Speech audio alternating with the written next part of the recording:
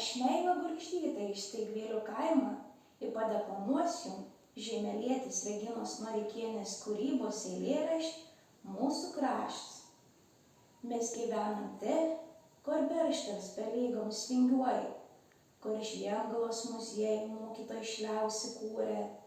Miestelis mūsų Žemelių vadinas, mes herbo savo turim. Raudon brūkšnė primen pasienis, Latvija nuo čia visai netoli, o raktas bažnyčios simbolis, bažnyčia Šventą Petrą ir Šventą Povilą.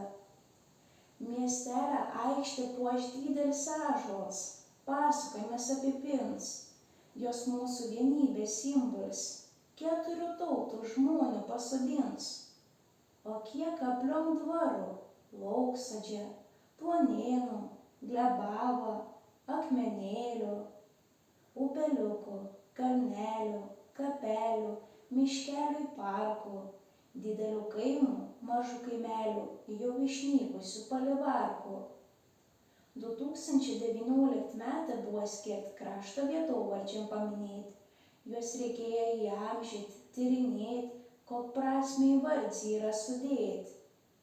Liūdom, žmonių mažėja, jie išeina, išvažiuoja, į užsienį išvyksta. Ne tik kaimai, bet į jų vardai pamaži žemėlapių į atmintis nyksta. Nebelika vyčių trumpakojų maišelių, ruonių, degių putrelių, kukariškių, gatautėlių, mielių, balanėlių, petronėlių, moniūnėlių. Branginkim visko, ko protėviai mum davė, tarmiško žodį lūpsidėto, iš praeitis į ateitį tiltą nutieskim, kad Žiemgalos vardas pasaulis skambėtų.